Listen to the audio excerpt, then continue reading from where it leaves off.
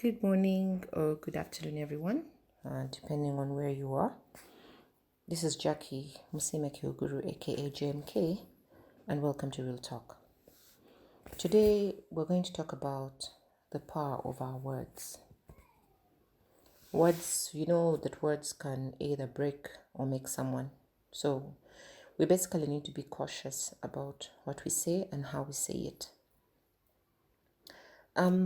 If I can talk about myself, because I'm a very emotional person, which basically really isn't a good thing.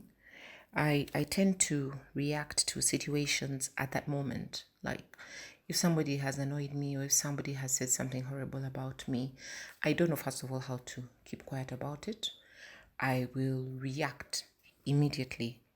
And this is not nice because most people say that the wise wisdom tells us that we need to sit back, we need to think, we need to cool down before we speak, because normally the words spoken in anger are not very nice words, and taking them back normally becomes an issue. But I always believe that it's important that even when you've cooled down, it's important to go back and speak to the person. But basically, the words will definitely be much nicer, and because you become at that moment. You can't believe that the effect that makes, the effect of our words to people starts from when they're young.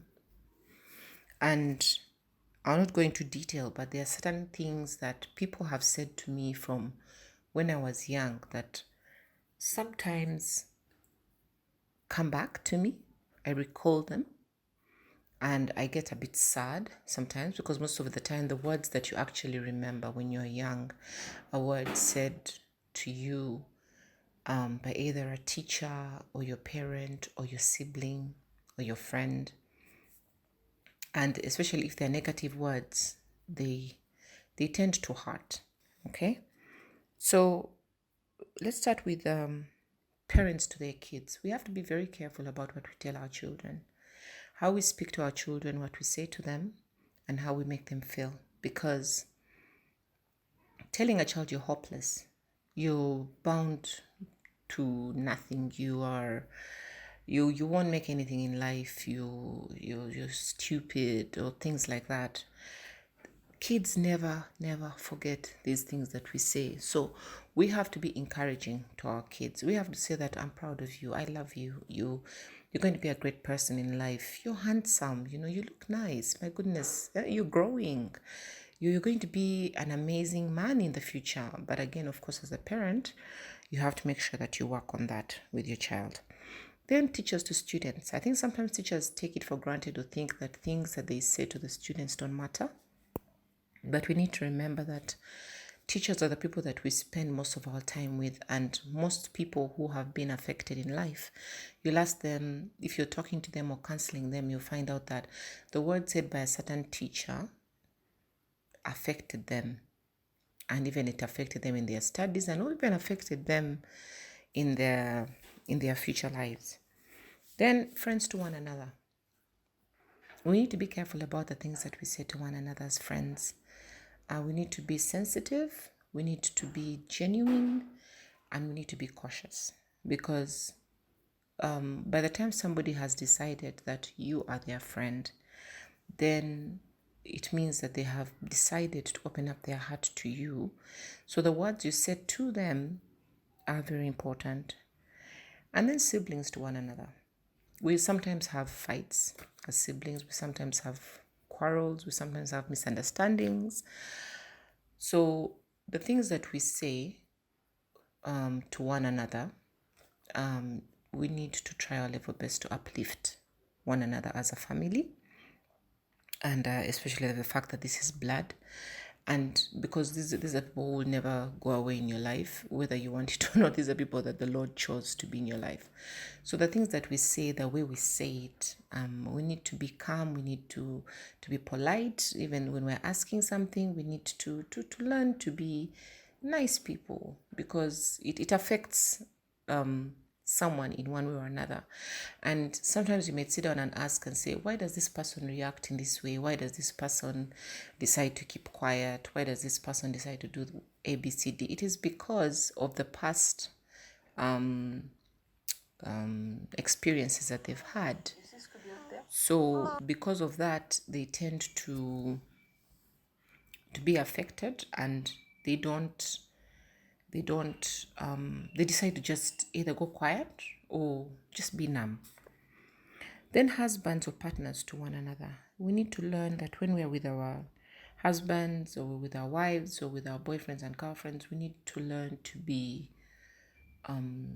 nice, even when we're annoyed, because of course there are going to be instances where you disagree.